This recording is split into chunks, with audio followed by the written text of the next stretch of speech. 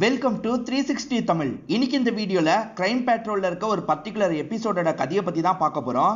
இந்த எபிசோடு ஹிந்தில மட்டும் தான் இருக்குன்னு நினைக்கிறேன். தமிழ்ல இருக்கா என்னன்னு தெரியல. இந்த எபிசோட்ல நீங்க எதிர்பார்க்காத நிறைய ட்விஸ்ட் அண்ட் டர்ன்ஸ்லாம் வச்சிருப்பாங்க. பிளாட் என்னன்றதை நான் சொல்றேன். ஒரு பொண்ணு தற்கொலை பண்ணி இறந்து போயிடுறாங்க. அதுக்கு காரணம் யாருன்ற மாதிரி போலீஸ் விசாரிக்கிறாங்க. அது ஒரு கொலையில போய் போலீஸ் நிறுத்துது. அந்த கொலைக்கான காரணத்தை தேடி அலையிறாங்க. குற்றவாளியை கண்டுபிடிச்சாங்களா இல்லையான்னு சொல்றது தான் கதையா இருக்கும். எக்ஸ்பிளனேஷனுக்குள்ள போறதுக்கு முன்னாடி வீடியோக்கு ஒரு லைக் போடுங்க. அது மூலியமா இந்த வீடியோ இன்னும் நிறைய பேர்கிட்ட கொண்டு போய் சேர்க்கப்படும். மேற்கொண்டு டைம் வேஸ்ட் பண்ணாம நம்ம நேரடியே எக்ஸ்பிளனேஷனுக்குள்ள போயிடலாம். எபிசோடு ஸ்டார்டிங் சீனே பின்னாடி நடக்க போற ஒரு சீனை முன்கூட்டியே காட்டுறாங்க. இப்ப பலக் அப்படின்ற ஒரு பொண்ணை காட்டுறாங்க. இந்த பொண்ணு முகம் கழுவிட்டு இருக்கா. அப்ப கண்ணாடியில வேற ஒரு லேடியோட ஃபேஸ் தெரியுது. அந்த லேடியோட ஃபேஸ் தெரிஞ்சோன்னே இந்த பொண்ணு பார்த்து பயந்துடுறா. இப்ப வேகமா கண்ணாடியை கீழே போட்டு உடைச்சிடுறா. அந்த லேடி யாரு, எதனால இந்த பொண்ணுக்கு அப்படி தெரிஞ்சதுன்றதெல்லாம் போக போக தெரியும். இப்பதான் ஸ்டார்டிங்ல இருந்து நடந்த விஷயத்த காட்டுறாங்க. இப்ப ஆர்த்தின்ற ஒரு லேடியோட வீட்டை தான் காட்டுறாங்க. இந்த லேடியை பொறுத்த வரைக்கும் ரியல் எஸ்டேட் வேலை தான் பண்ணிட்டு இருக்காங்க போல. இப்போ ஒரு நபர்கிட்ட இடத்த விற்கிறதுக்கான வேலையெல்லாம் பண்ணிட்டு இருக்காங்க. அவருமே வாங்குற மைண்ட் செட்டுக்கு வந்துடுறாரு. அப்பன்னு பார்த்து தனஸ்ரீன்ற ஒரு லேடி இந்த இடத்துக்கு வந்துடுறாங்க. பிரச்சனை பண்ற மாதிரி கத்திக்கிட்டே தான் வராங்க. இதை பார்த்தோன்னா ஆர்த்திக்கு பயம் வந்துருது. இப்ப அங்க இருக்க அசிஸ்டன்ட் கிட்ட கூட்டு போ அப்படின்ற மாதிரிலாம் சொல்றாங்க. அவர் கிளைண்ட்டை இங்க இருந்து கூட்டு போயிடுறாரு. இவங்களும் இப்ப தனஸ்ரீ கிட்ட பேச ஆரம்பிக்கிறாங்க. ஆக்சுவலா இந்த ஆர்த்தி இருக்காங்கல்ல, சிட் ஃபண்ட் கம்பெனி மாதிரி ரன் பண்ணிருக்காங்க போல. இந்த தனஸ்ரீ கிட்ட இருந்து நிறைய காசு வாங்கியிருக்காங்க. அந்த காசு இப்ப வேணும்னு கேட்கும் போது தராம இருக்காங்க. என் பொண்ணு காலேஜுக்கு போனோம், அதுக்கு ஃபீஸ் கட்டணும் தாங்கன்ற மாதிரிலாம் தனஸ்ரீ கேக்குறாங்க. இந்த ஆர்த்தி வேற ஒரு இடத்துல தான் இன்வெஸ்ட் பண்ணிருக்காங்க போல. நானும் என்னோட காசை நிறைய இன்வெஸ்ட் பண்ணிருக்கேன், ஏற்பாடுலாம் நடந்துட்டு இருக்கு, சீக்கிரமா கிடைச்சிரும், கொஞ்சம் புரிஞ்சுக்கோங்கன்ற மாதிரி உட்கார வச்சு சமாதானப்படுத்துறாங்க. ஒரு ஸ்டேஜ்ல இந்த தனஸ்ரீயும் சமாதானம் ஆயிடுறாங்க. என் பொண்ணுக்கு ஃபீஸ் கட்டணும், சீக்கிரமா தாங்கன்ற மாதிரிலாம் கேக்குறாங்க. கட்டாயமா நான் தந்துடுறேன் அப்படின்ற மாதிரி ஆர்த்தியை உங்களோட மனசை மாத்தி அனுப்பி வைக்கிறாங்க. நமக்கு ஆர்த்தின்னு ஒருத்தங்களை காமிச்சாங்கல்ல, அவங்களோட பொண்ணை காட்டுறாங்க. இந்த பொண்ணு பேரு இஷிதா அப்படின்றது. இந்த பொண்ணு நிக்கில்னு ஒருத்தன் கூட தான் வந்து இறங்குறா. ஆக்சுவலா இந்த நிக்கில் பாய் ஃப்ரெண்டா இல்லனா ஃப்ரெண்டானு தெரியல. இவன் டிராப் பண்ணலாம்னு நினைக்கும் போது அம்மா இருக்காங்கல்ல, அந்த தனஸ்ரீயை அனுப்பி வச்சிட்டு இருக்காங்க. அம்மா கண்ணில் பற்றக்கூடாது அப்படின்ற மாதிரி இந்த பொண்ணும் குனிஞ்சுக்கிறா. அம்மா திரும்பி உள்ள போயிடுறாங்க போல. இப்ப இறங்கிக்கோ அப்படின்ற மாதிரி நிக்கில் சொல்லிட்டு இந்த பொண்ணுமே வரன்ற மாதிரி இறங்கி இங்க இருந்து நடக்க ஆரம்பிக்கிறாங்க.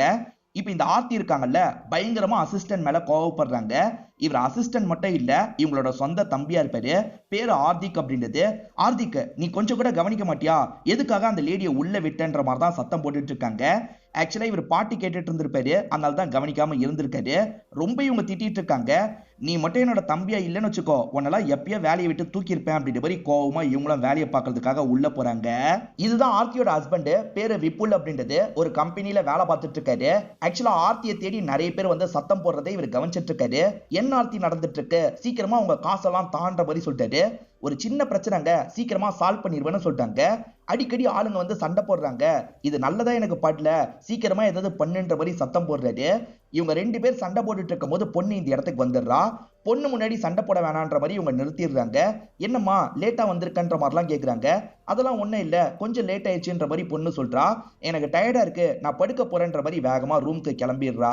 நமக்கு ஸ்டார்டிங் பலக்குன்னு ஒரு பொண்ணை காமிச்சாங்கல்ல, இவ தான் தனஸ்ரீயோட பொண்ணா இருப்பா. தனஸ்ரீ காசு ஏற்பாடு ஆகலன்ற மாதிரி பொண்ணு கிட்ட சொல்லிட்டாங்க. பொண்ணு பயங்கரமா சத்தம் போடுறா. வச்சிருக்கலாம்னு சொன்ன, நீங்க தான் அதுல இன்வெஸ்ட் பண்ணலாம்னு சொன்னீங்க, இப்ப பாருங்க எல்லாம் போயிடுச்சுன்ற மாதிரி அம்மா கிட்ட சண்டை போடுறா. அந்த சண்டையில அம்மா கீழே விழுந்து லைட்டா அடிபட்டுது. சாரிமா, தெரியாம பண்ணிட்டேன்ற மாதிரிலாம் பலக்க சொல்லிட்டு இருக்கா. பரவாயில்ல விடுன்ற மாதிரி அம்மாவும் சொல்றாங்க. அப்படியே கட் பண்ணி ஹரின்ற ஒரு பெரியவரை காட்டுறாங்க. இந்த பெரியவரோட பொண்ணு பேரு சோனாலி அப்படின்றது. அவங்களோட கல்யாணத்துக்கான ஏற்பாடுலாம் பண்ணிருப்பாரு. அப்பன்னு பார்த்து காசு ரீதியா ப்ராப்ளத்துல மாட்டிக்கிறாரு. அதனால இந்த வீடை வித்துடலான்னு பொண்ணு கிட்ட சொல்றாரு. இல்லப்பா வேணான்ற மாதிரிலாம் அந்த பொண்ணு சொல்றாங்க. பரவாயில்லம்மா, உன் கல்யாணத்துக்காக தானே விற்க போறோம், அப்ப எப்படியாவது மேனேஜ் பண்ணி பண்ற மாதிரிலாம் சொல்லிட்டாரு. ஆனா இந்த பொண்ணுக்கு சுத்தமா மனசு கேட்க மாட்டேங்குது. இப்ப பழக்க நமக்கு காட்டுறாங்க. இதுக்கப்புறம் காலேஜ்ல சேர முடியாதுன்னு தெரிஞ்சிருச்சு. அந்த ஃபார்ம் எல்லாம் இவங்க நசிக்க போட்டுட்டு இருக்காங்க. இப்ப சோனாலியை காட்டுறாங்க. அப்ப இந்த வீடு இல்லாம என்ன பண்ணுவாரு, இதெல்லாம் நம்ம விற்க கூடாது அப்படின்ற மாதிரி இந்த பொண்ணு யோசிக்கிறாங்க. இந்த பழக்க இருக்கால, அம்மா என்ன பண்ணிட்டு இருக்காங்கன்ற மாதிரி ஒரு பார்வை பாக்குறா. இப்ப பொறுமையா இங்க இருந்து கிளம்ப ஆரம்பிக்கிறா. இப்ப சோனாலியை காட்டுறாங்க. அப்பா என்ன பண்ணிட்டு இருக்காருன்ற மாதிரி ஒரு பார்வை பாக்குறாங்க. இவங்க ரூம்க்கு வந்து தூக்க மாட்டிக்கலான்ற மாதிரி முடிவு பண்றாங்க. இந்த கஷ்டத்தை தாங்கிக்க முடியாம தான் இப்படி முடிவு எடுக்கிறாங்க போல. பழக்க இருக்கால, கத்தியை வச்சு கையை அறுத்துக்கலான்ற மாதிரி கத்தி எடுத்து கையை அறுக்கிறதுக்காக போயிட்டு இருக்கா. அப்படியே கட் பண்ணி திரும்பி நமக்கு இந்த அரிய காட்டுறாங்க. அரி எதர்ச்சியா பொண்ணு தூக்குல தொங்கிட்டு இருக்கிறத கவனிக்கிறாரு. அவசரப்பட்டு இப்படி பண்ணிட்டாலே அப்படின்ற மாதிரிலாம் ஃபீல் பண்றாரு. போலீஸ்க்கு தகவலை கொடுத்துடுறாரு. இப்ப போலீஸ் டீமோட இந்த இடத்துக்கு வந்துடுறாங்க. இவர் எதுவுமே பேசாம அமைதியா உட்காந்துட்டு இருக்காரு. போலீஸ் செக் பண்ணி பாக்குறாங்க. அந்த சோனாலி ஒரு லெட்டரே எழுதி வச்சிருக்கிறது இவங்களுக்கு தெரிய வருது. அதாவது நான் தான் இந்த மாதிரி இறந்து போயிட்டேன், பண பிரச்சனை இருந்தது, அதனால தான் இப்படி ஒரு முடிவு எடுத்தேன்ற மாதிரிலாம் எழுதி வச்சிருக்காங்க. அப்பா கிட்ட இது சம்பந்தமா பேசலாம் நினைக்கிறாங்க. ஆனா அப்பா எதுவுமே பேசாம இருக்காரு. சரி அப்புறமா அப்பா கிட்ட விசாரணை பண்ணிக்கலான்ற மாதிரி இன்ஸ்பெக்டர் யோசிக்கிறாரு.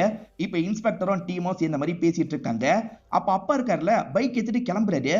இந்த நேரத்துல இவர் பைக் எடுத்துட்டு எங்க கிளம்புறாரு, ஃபாலோ பண்ணும் அப்படின்ற மாதிரி முடிவு பண்றாங்க. இப்ப அப்பாவை வேகமா இவங்களும் ஜீப்ல ஃபாலோ பண்றாங்க. ஒரு இடத்துல மிஸ் பண்ணிடுறாங்க போல. எங்க போனாரு அப்படின்ற மாதிரி சுத்தி முத்தி பார்த்துட்டு இருக்காங்க.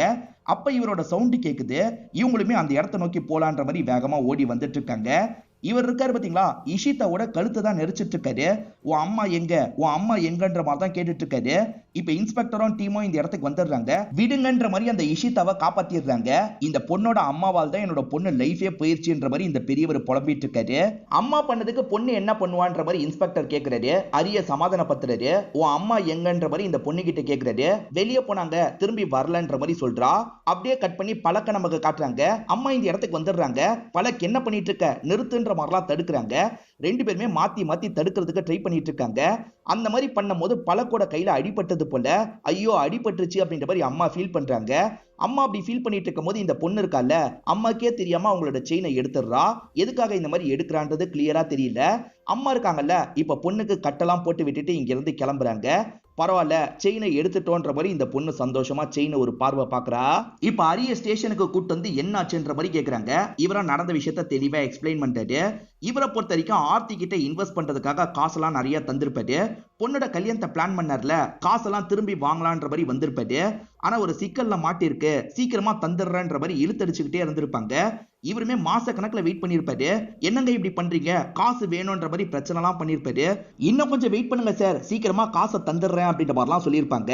இதுக்கு மேல வெயிட் பண்ண முடியாதுன்ற நிலைமை வந்திருக்கும். அதனால அப்பா இருக்காருல, இந்த வீட்டை வித்து கல்யாணத்தை நடத்தலான்ற மாதிரி முடிவு எடுத்திருப்பாரு. ஆனா பொண்ணுக்கு இதுல சுத்தமா விருப்பம் இல்ல. அதே மாதிரி கல்யாணம் நிக்க போகுதுன்னு தெரிஞ்சு லைட்டா ஃபீல் பண்ணிருப்பாங்க. அதனால தான் இந்த மாதிரி தப்பா ஒரு முடிவை எடுத்துட்டான்ற மாதிரி அப்பா ஃபீலிங்கா சொல்லிட்டு இருக்காரு.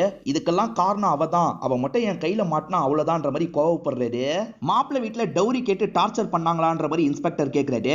ஆக்சுவலா மாப்பிள்ளை வீட்டுல டவுரி எல்லாம் எதிரே பார்த்திருக்க மாட்டாங்க.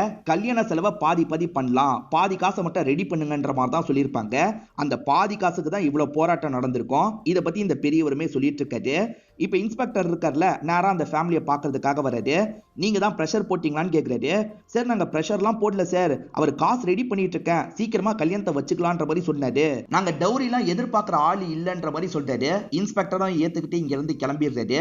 இப்ப விப்புல வர வச்சிருக்காரு, அதே மாதிரி மச்சானியும் வர வச்சிருக்காரு. ஒய்ஃப் 2 நாளா மிஸ் ஆகுறாங்க, எங்க போனாங்கன்ற மாதிரி தான் விசாரிக்கிறாரு. அந்த சோனாலி சாகிறதுக்கு முன்னாடி ஆர்த்தியை பார்க்கறதுக்காக வந்திருப்பாங்க. எப்பதான் என்னோட காசை தர போறேன்ற மாதிரி சண்டை போடுறாங்க. வேகமா இவங்களோட ட்ரெஸ்ஸை இவங்களே கிழிச்சுக்கிறாங்க. உன் புருஷன் தான் என்கிட்ட தப்பா நடந்துட்டான், போலீஸ் ஸ்டேஷன்ல கம்ப்ளைண்ட் பண்ணுவேன்ற மாதிரிலாம் மிரட்டி இருப்பாங்க. அப்படிலாம் பண்ணாதமா அப்படின்ற மாதிரி விப்புல் கேட்டிருப்பாரு. ஆனா இவங்க இருக்காங்கல்ல, என்ன ஓவரா பண்ணிட்டு இருக்க, காசு வரும்போது தான் தர முடியும், கிளம்புன்ற மாதிரிலாம் இந்த பொண்ணை பிடிச்சி தள்ளி விட்டுருப்பாங்க. ஹஸ்பண்ட் ஆனா ரொம்ப கோவப்படுறாரு. நீ காசு தராம இருக்கிறதுனால எனக்கு பிரச்சனை வந்துடும் போல, காசை என்னதான் பண்ண, எங்கதான் இன்வெஸ்ட் பண்ண, சீக்கிரமா காசை திரும்பி தந்துரு, இல்லைன்னா பெரிய பிரச்சனை ஆயிடும் அப்படின்ற மாதிரிலாம் சொல்லியிருப்பாரு. நான் எப்படியாவது ரெடி பண்றேன் அப்படின்ற மாதிரி ஒய்ஃப் அங்க இருந்து கிளம்பி இருப்பாங்க. ஒய்ஃபுக்கு ஸ்கூல் டைம்ல இருந்து ராஜன் ஒருத்தர் ஃப்ரெண்டா இருப்பாரு. அவர்கிட்ட சொல்லி தான் இன்வெஸ்ட் பண்ணிருப்பாங்க. அவர்கிட்ட காசு வாங்குறதுக்காக போறேன்ற மாதிரி தான் சொல்லிட்டு கிளம்புனா, வரவே இல்லைன்ற மாதிரிலாம் ஹஸ்பண்ட் சொல்லிட்டாரு. நீங்க எதுக்காக கம்ப்ளைண்ட் கொடுக்கலன்ற மாதிரி கேக்குறாங்க. சரி இந்த மாதிரி வேலை விஷயமா போயிட்டு 3 நாள் 4 நாள் கழிச்சு வருவா, அதனால தான் கம்ப்ளைண்ட் கொடுக்கலன்னு சொல்றாங்க. இப்ப விஜேஷ்ன்ற புது நபரை காட்டுறாங்க. இவர் கொலைய பத்தி போன்ல பேசிட்டு இருக்காரு. அப்பன்னு பத்தி யாரோ காலிங் பெல் அடிக்கிறாங்க. நான் அப்புறமா பேசுறேன்ற மாதிரி காலை கட் பண்ணிட்டாரு. இப்ப கதவை திறந்து யார் வந்திருக்கான்னு பாக்குறாரு. பார்த்தா இந்த பழக்குன்ற சின்ன பொண்ணு தான் வந்திருக்கா. எனக்கு ஒரு கொலை பண்ணும் அப்படின்ற மாதிரி சொல்றா. என்ன சொல்றன்ற மாதிரிலாம் இவர் கேட்டுட்டு இருக்காரு. இதை வச்சுட்டு பண்ணுங்கன்ற மாதிரி ஒரு செயினை காட்டுறா. குப்பையெல்லாம் எடுக்கிற ஒரு நபரை காட்டுறாங்க. அவருமே ஒரு மூட்டை இருக்கிறத பாக்குறாரு. மூட்டையில என்ன இருக்குன்னு ஓபன் பண்றாரு. பார்த்தா பாடி தான் இருக்கு. இதை பாக்குறவர் பயங்கரமா ஷாக் ஆயிடுறாரு. இப்ப விப்புல கூப்பிடுறாங்க. இது உங்க ஒய்ஃபா பாருங்கன்ற மாதிரி சொல்றாங்க. ஆமா சார், என் ஒய்ஃப் தான் அப்படின்ற மாதிரி ஃபீல் பண்ணி அழுதுட்டு இருக்காரு. யார் இதை பண்ணிருக்க வாய்ப்பு இருக்குன்னு நினைக்கிறீங்கன்ற மாதிரி இன்ஸ்பெக்டர் கேக்குறாரு. சார் இவளுக்கு ரியல் எஸ்டேட் வேலையில எந்த ஒரு எதிரியும் கிடையாது சார். ஆனா ஏமாத்திட்டான்னு நினைச்சு நிறைய பேர் கோவப்பட்டு அடிக்கடி வீட்டுல வந்து பிரச்சனை பண்ணாங்க. அதுல யாராவது யாராவது கூட இதை பண்ணிருக்க வாய்ப்பு இருக்குன்ற மாதிரி சொல்றாரு. ரொம்ப பெரிய அமௌண்ட் 10 பேர் தான் ஏமாந்துருப்பாங்க, அவங்கள யாராவது இப்படி பண்ணிருக்க வாய்ப்பு இருக்குன்ற மாதிரி எல்லாரையும் வர வச்சு பேசி பாக்குறாங்க. அவங்க இருக்காங்கல்ல, சார் பெரிய அமௌண்ட் ஏமாந்துருக்கோம், நாங்க எப்படி சார் கொலைலாம் பண்ணுவோம், அந்த அமௌண்ட் எப்படியாவது வாங்குறதுக்கு தான் பார்ப்போம், நாங்கெல்லாம் எதுவுமே பண்ணல சார் புரிஞ்சுக்கோங்கன்ற மாதிரிலாம் சொல்றாங்க. அந்த ஆர்த்தியோட போன் எங்கெல்லாம் டிராவல் பண்ணிருக்கு அப்படின்றதெல்லாம் இவங்க எடுக்கிறாங்க. அப்படி எடுத்து பார்க்கும் போது ஆர்த்தி இருக்காங்கல்ல, ராஜனை பார்க்கறதுக்காக ஆபீஸ்க்கு போயிருக்காங்க. அங்கிருந்து கிளம்பி வீட்டுக்கு போயிருக்காங்கன்னு தெரிய வருது. இது வீட்டுக்கு போயிருக்காங்களா, வீட்டுக்கே வரலன்ற மாதிரி தானே அவங்க 2 பேர் சொன்னாங்க. வீட்டுக்கு வந்ததா அப்ப மறைச்சிருக்காங்களா, இல்ல தெரியாம அந்த ஆர்த்தி வீட்டுக்கு வந்திருக்காங்களா அப்படின்ற மாதிரி ஒரு கேள்வி வருது. நம்ம மச்சானியும் சந்தேக லிஸ்ட்ல வைக்கணும், ஹஸ்பண்டையும் சந்தேக லிஸ்ட்ல வைக்கணும் அப்படின்ற மாதிரி இன்ஸ்பெக்டர் சொல்றாரு. நிறைய காசை இழந்தவங்க கிட்ட எல்லாம் விசாரணை பண்ணிட்டு இருக்காங்கல்ல, அந்த மாதிரி தனஸ்ரீ கிட்ட விசாரணை பண்றதுக்காக வீட்டுக்கு வந்திருக்காங்க. பருள் இருக்கால, பயங்கரமா ஆர்த்தி மேல கோவப்பட்டு பேசுறா. அவ இறந்து போனதுலாம் நல்லதுதான் அப்படின்ற மாதிரி சொல்றா. எங்களோட காசை ஏமாத்திட்டான்ற மாதிரிலாம் திட்டிட்டு இருக்கா. அம்மா சமாதான பத்தி ரூம்குள்ள அனுப்பிடுறாங்க. அவ பேசினதை பெருசா எடுத்துக்காதீங்க, சின்ன பொண்ணு காலேஜ் சேர முடியலன்றதுக்காக கோவமா பேசிட்டு இருக்கான்ற மாதிரி அம்மா சொல்றாங்க. இப்ப ஆர்த்தியோட தம்பி ஆர்த்திக்க வர வச்சு விசாரணை பண்ணிட்டு இருக்காங்க. ஆர்த்தி வீட்டுக்கே வரலன்ற மாதிரி விப்புல் சொன்னாரு, ஆனா வீட்டுக்கு வந்த மாதிரி டவர் காட்டுது, நீங்களும் அந்த வீட்டுல தானே இருக்கீங்கன்னு கேக்குறாங்க. இல்ல சார், நான் வேற ஒரு இடத்துல தான் இருக்கேன்ற மாதிரி இவர் சொல்றாரு. உங்க மாமா எதுக்காக போய் சொல்லணும், உங்க மாமாக்கும் அக்காக்கும் ஏதாவது ப்ராப்ளம் போச்சான்ற மாதிரி இன்ஸ்பெக்டர் கேக்குறாரு.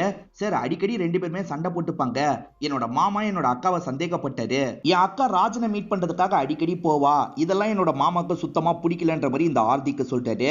ஆக்சுவலா அக்கா இருக்காங்கல்ல, ராஜன் கிட்ட அடிக்கடி பேசியிருக்காங்கன்றது உங்களுக்கு கால் லிஸ்ட் மூலியமா தெரிய வருது. இப்ப ராஜனை பார்க்கிறதுக்காக ஒரு ஆபீசர் வந்துடுறாரு. இது சார்ந்து நிறைய கேள்வி கேட்கிறாரு. அதாவது அஃபேர் போதான்ற மாதிரிலாம் கேட்கிறாரு. பார்த்து பேசுங்க சார், நாங்க 2 பேருமே ஃப்ரெண்ட்ஸ், தொழில் ரீதியா மட்டும் தான் நாங்க பேசிப்போம், மத்தபடி நீங்க நினைக்கிற மாதிரிலாம் எதுவுமே கிடையாதுன்னு சொல்லிட்டாரு. அன்னைக்கு பணம் வேணும்ன்ற மாதிரி கேட்கறதுக்காக வந்தா, என்னால முடிஞ்ச அளவுக்கு காசை தந்து அனுப்பி வச்சேன், இவ்வளவுதான் நடந்தது அப்படின்ற மாதிரிலாம் சொல்றாரு. இப்ப இன்ஸ்பெக்டர் விப்புல கூப்பிட்டு பேசுறாரு. ஒய்ஃப் வீட்டுக்கு வரலன்னு சொன்னீங்க, ஆனா இந்த டைம் வந்திருக்காங்கன்ற மாதிரி சொல்றாரு. சார் அந்த டைம் நான் வீட்ல இல்ல, அதனால தான் கவனிக்கல போல அப்படின்ற மாதிரி இவர் சொல்றாரு.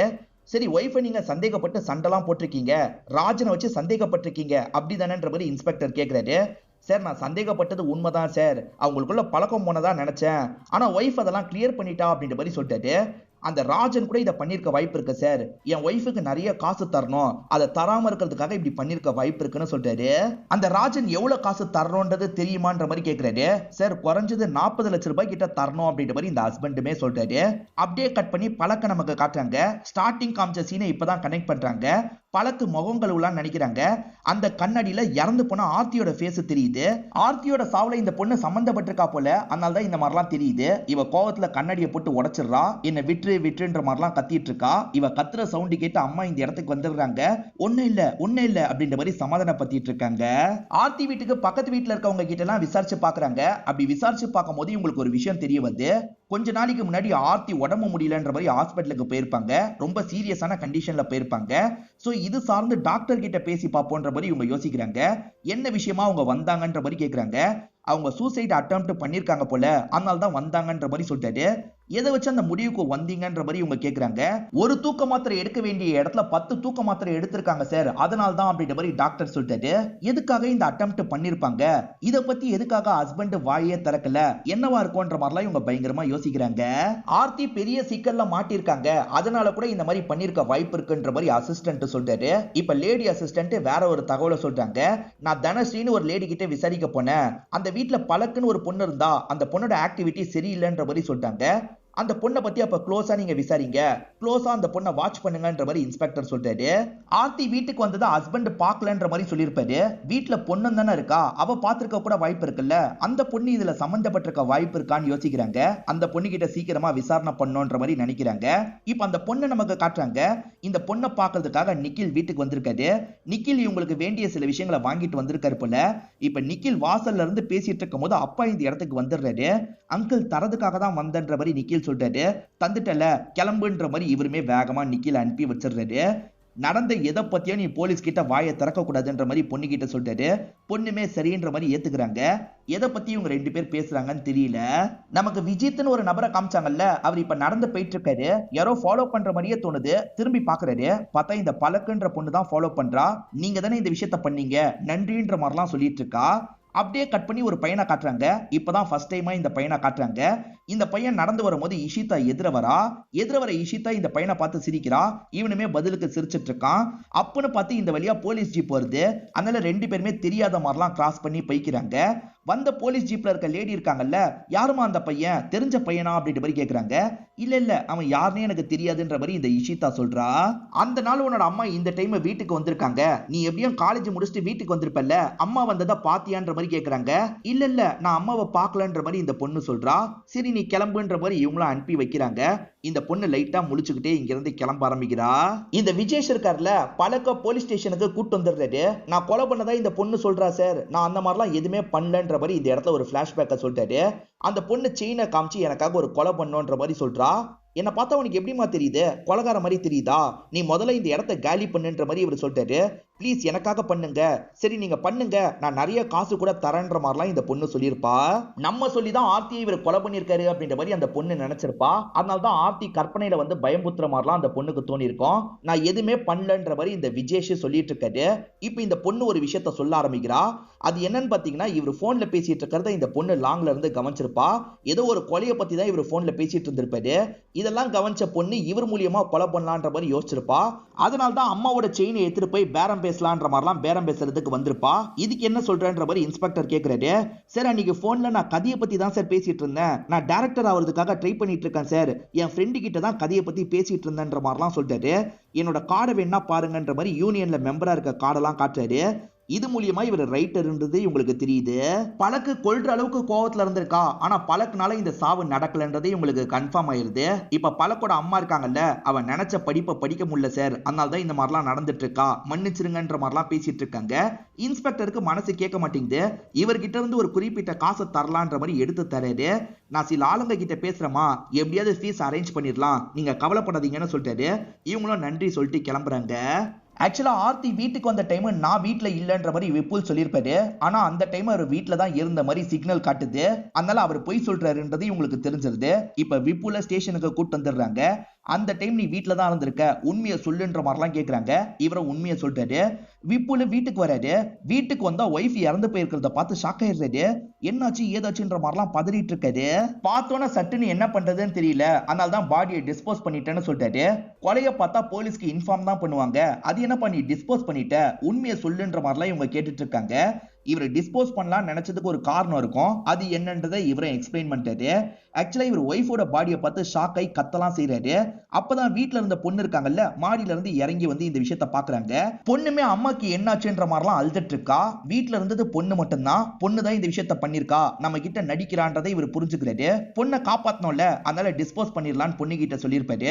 அப்படிதான் சார் பண்ண, என் பொண்ணு தான் இதை பண்ணிருக்கா போலன்ற மாதிரி சொல்றாரு. பொண்ணை சந்தேகப்படுறதுக்கு ஏதாவது காரணம் இருக்கான்ற மாதிரி இன்ஸ்பெக்டர் கேட்கிறாரு. இவருமே ஒரு காரணத்தை சொல்ல ஆரம்பிக்கிறாரு. ஆக்சுவலா ஆர்த்தி சூசைடுக்கு அட்டெம்ப்ட் பண்ணாங்கல்ல, எதுக்காக இப்படி பண்ண ஆர்த்தின்ற மாதிரி இவர் கேட்கிறாரு. எங்க நாளா எதுவுமே பண்ணலங்க, நைட்டு பொண்ணு தான் பால் தந்தா, அந்த பால்ல தான் மாத்திரையை கலந்திருக்கா போல அப்படின்ற மாதிரி இவங்க சொல்றாங்க. இப்ப பொண்ணியே இந்த இடத்துக்கு வர வச்சிடுறாங்க. நீ தான் மாத்திரையை கலந்தியான்ற மாதிரி கேக்குறாங்க. இந்த பொண்ணுமே ஆமான்ற மாதிரி ஒத்துக்கிறா. இவன் மாத்திரையை கலந்ததுக்கு ஒரு காரணம் இருக்கு, அது என்னன்றத ஒரு பிளாஷ்பேக் மாதிரி நமக்கு காட்டுறாங்க. ஆக்சுவலா இந்த பொண்ணு இருக்கால, நிக்கில் கிட்ட பேசிட்டு இருக்கா. இந்த பொண்ணு பிரெக்னண்டா இருக்கா போல, அதை எப்படியாவது கலைக்கணும்ன்ற மாதிரி தான் பேசிட்டு இருக்கா. ரெண்டு பேரும் இந்த மாதிரி பேசி கட்டி பிடிக்கிறாங்க. அப்போன்னு பார்த்தா அம்மா வாசல் கிட்ட வந்து இந்த விஷயத்த கவனிச்சிடுறாங்க. வீட்டுல இருக்க ஹஸ்பண்ட் கிட்ட இந்த விஷயத்த சொல்லிடுவாங்க. ஹஸ்பண்டும் நிக்கில போட்டு அடிக்கிறாரு. என் பொண்ணை பிரெக்னன்ட் ஆக்கியிருக்கல அப்படின்ற மாதிரிலாம் அடிச்சிட்டு இருக்காரு. அப்ப பொண்ணுமே ஒரு உண்மையை சொல்றாங்க. நிக்கில் என்னோட ஃப்ரெண்டு தான், பாய் ஃப்ரெண்டு கிடையாது, என் பாய் ஃப்ரெண்டு வேற ஒருத்தன் அப்படின்ற மாதிரிலாம் சொல்லிட்டு இருக்காங்க. எது எப்படியோ பொண்ணு பிரெக்னன்ட் ஆயிட்டாங்கல்ல, அதை கேட்கறவங்களுக்கு கோபமா இருக்கு, கருவை கழிக்கிற வேலையெல்லாம் பண்ணிருப்பாங்க. இதுக்கப்புறம் அந்த பையன் கிட்ட பேசவே விடக்கூடாதுன்ற மாதிரி ரொம்ப ஸ்ட்ரிக்டா பாத்துக்க ஆரம்பிச்சிருப்பாங்க. ஆக்சுவலா ரோட்ல ஒரு பையனை பார்த்தாங்கல்ல, அவன் தான் பாய் ஃப்ரெண்டா இருப்பான். இப்படி ஸ்ட்ரிக்டா பாத்துக்கிறது சுத்தமா இந்த பொண்ணுக்கு பிடிக்காது. அந்த கோவத்துல தான் அம்மா குடிச்ச பால்ல இவ மாத்திரையெல்லாம் கலந்துருப்பா. உன்னை கண்ட்ரோல் பண்ணதுக்காக உன்னோட அம்மாவையே சாவடிக்கணும்னு நினைச்சிருக்க, மொத வாட்டி மிஸ் ஆயிருச்சு, ரெண்டாவது வாட்டி கதையை முடிச்சிட்ட அப்படி தானேன்னு கேட்கிறாரு. சார் அன்னைக்கு நான் எதுவுமே பண்ணல சார், ஒருவேளை என்னோட அப்பா தான் ஏதாவது பண்ணிருக்க வாய்ப்பு இருக்குன்ற மாதிரி பொண்ணு சொல்றா. நான் உனக்காக தான் இந்த விஷயத்தையே பண்ண, என் மேல பழிய போடுறியான்ற மாதிரி அப்பா இந்த இடத்துல கோவப்படுறாரு. சார் இவர் தான் சார் பண்ணிருக்க வாய்ப்பு இருக்கு, ரெண்டு பேருமே சண்டை போட்டுக்கிட்டே இருப்பாங்கன்ற மாதிரி பொண்ணு ஒரு விஷயத்த சொல்ல ஆரம்பிக்கிறா. அப்ப பொண்ணுக்கு தெரியாத அளவுக்கு தான் முடிஞ்ச அளவுக்கு சண்டையே போடுவாரு. ராஜனுக்கும் ஒய்ஃபுக்கும் அஃபேர் போறதா நினைக்கிறாருல, அதை சொல்லி சண்டைலாம் போட்டிருப்பாரு. அதை தான் பொண்ணு கவனிச்சிருப்பாங்க. அதனால அப்பதான் இதை பண்ணிருக்க வாய்ப்பு இருக்குன்ற மாதிரி சொல்லிட்டாங்க. ஆனா இவர் இருக்கார்ல, சார் என் ஒய்ஃபுக்கும் எனக்கும் இருக்கிற பிரச்சனை கிளியர் ஆயிடுச்சு சார், நான் சொல்றதை நம்புங்கன்ற மாதிரிலாம் சொல்லிட்டாரு. காசு தராம தப்பிக்கிறதுக்கு ராஜன் தான் இந்த விஷயத்த பண்ணிருக்கணும் அப்படின்ற மாதிரி விப்புல் சொல்லிட்டாரு. விப்புல் சொல்றதை நமக்கு தெளிவா காட்டுறாங்க. ஆக்சுவலா ஒய்ஃப் அடிக்கடி ராஜன் கிட்ட போன்ல பேசுறாங்கல்ல, இதை கவனிக்கிற இவருக்கு கோபமா வருது. ரெண்டு பேருக்குள்ளயும் பழக்கம் போயிட்டு இருக்குல்ல அப்படின்ற மாதிரிலாம் கேட்டுட்டு இருக்காரு. புரிஞ்சுக்கோங்க, நான் யார கூடமா அந்த ராஜன் கிட்ட மாட்டிருக்கேன், அவன் கிட்ட இருந்து காசை வாங்குறதுக்காக தான் பேசிட்டு இருக்கேன். நான் இந்த காசை வாங்கணும்னு இந்த வேலையை முடிச்சிடுறேன், அதுக்கப்புறம் ராஜன் கிட்ட பேச கூட மாட்டேன், போதுமான்ற மாதிரிலாம் கேக்குறாங்க. ஒய்ஃப் உண்மையிலேயே ராஜன் கிட்ட வேலை விஷயமா தான் பேசுறா போலன்ற மாதிரி இவரும் முடிவு பண்ணிருப்பாரு. ஒய்ஃப் அனுப்பி வச்சிருப்பாரு. ஒய்ஃப் காசு வாங்கிட்டு வரேன்னு தான் போயிருப்பாங்க. அப்படி வந்தவங்க இறந்து போயிருப்பாங்க. ராஜனு காசை ஏமாத்துறதுக்காக தான் இந்த விஷயத்த பண்ணிருக்கான்ற மாதிரி இவர் சொல்றாரு. ராஜன் கிட்ட பேரலா விசாரணை பண்ணிட்டு இருக்காங்க. நான் 35 லட்சம் ரூபாய் தரணும், ஆனா 5 லட்சம் ரூபாய் மட்டும் தந்து மீதி காசை அப்புறமா தரேன்ற மாதிரி தான் அனுப்பி வச்சேன், நான் எதுக்கு கொலைலாம் பண்ணுன்ற மாதிரி கேட்கிறாரு. மேற்கொண்டு பேச விரும்பலன்ற மாதிரி அனுப்பி வச்சிடுறாரு. இப்ப இவர் வேற ஒரு நாள் கார்ல வந்துட்டு இருக்காரு. அப்பன்னு பார்த்து ரோட கிராஸ் பண்றன்ற மாதிரி ஒரு லேடி நடுவுல வந்துடுறாங்க. இவர் தெரியாதனமா அந்த லேடியை இடிச்சிடுறாரு. இப்ப சுத்தி இருக்கிற எல்லாருமே ஓடி வந்து பாக்குறாங்க. இவன் தான் இடிச்சிட்டான் போலன்ற மாதிரி செக் பண்றாங்க. பார்த்தா இவர் லைட்டா குடிச்சிருக்கிறது தெரியுது.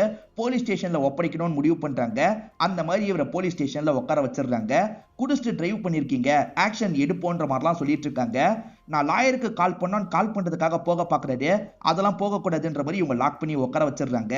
ஆர்த்தியை பத்தி கேட்ட கேள்விக்கா நீங்க சரியா பதில் சொல்லியிருக்க மாட்டாரு, இப்ப சொல்றீங்கன்ற மாதிரிலாம் மிரட்டுறாங்க. வேற வழி இல்லாம என்ன சார் தெரிஞ்சுக்கணும், நான் நடந்த எல்லா விஷயத்தையும் கிளியரா சொல்றேன்ற மாதிரி இவருமே நடந்த விஷயத்தை எக்ஸாக்டா சொல்ல ஆரம்பிக்கிறாரு. ஆர்த்தி இருக்காங்கல்ல, நான் பெரிய பிரச்சனையில மாட்டிட்டு இருக்கேன், காசு எப்பதான் வரும்னு கேக்குறாங்க. நான் மட்டும் வேணும்ட்டே காசை தராமையா இருக்கேன், ஏடகுடமா மாட்டிருக்கு, அது கிளியர் ஆகுற வரைக்கும் காசு கிடைக்கிறது கஷ்டம் தான் சொல்லிட்டாரு. நான் எப்படிதான் சமாளிக்கிறது, எனக்கு ஏதாவது ஒரு அமௌண்ட் தானு கேக்குறாங்க. இப்போதைக்கு 5 லட்சம் ரூபாய் வேணா தர முடியும், மீதி காசை நான் ரெடி ஆனதுக்கு அப்புறம் தரேன், இப்போதைக்கு வாங்கிக்கோன்ற மாதிரி சொல்லிட்டாரு. வேற வழி இல்ல, இதை வச்சு ப்ராப்ளத்தை சமாளிப்போம் தான்ற மாதிரி இவங்களும் கேட்டு காசை வாங்கியிருப்பாங்க. இவர் 5 லட்சம் ரூபாய் வாங்கிட்டு போனதா சொல்லிட்டாரு. ஆனா அவங்க வீட்டுல காசே இல்லையே எப்படின்ற மாதிரிலாம் இவர்கிட்ட கேட்டுட்டு இருக்காங்க. இது நடந்துட்டு இருக்கும் போது ஒரு கான்ஸ்டபிள் லேடி உள்ள நுழைஞ்சு வராங்க. ஆக்சுவலா இவர் கார்ல ஒரு லேடியை இடிச்சார்ல, இந்த லேடி தான் இடிச்சிருப்பாரு. இந்த லேடி வேணும்ட்டே தான் நடிச்சிருக்காங்க அப்படின்றது தெரிய வருது. இவர் விசாரணைக்கு கோஆபரேட் பண்ணல, அதனால தான் இந்த மாதிரி விசாரிச்சிருப்பாங்க.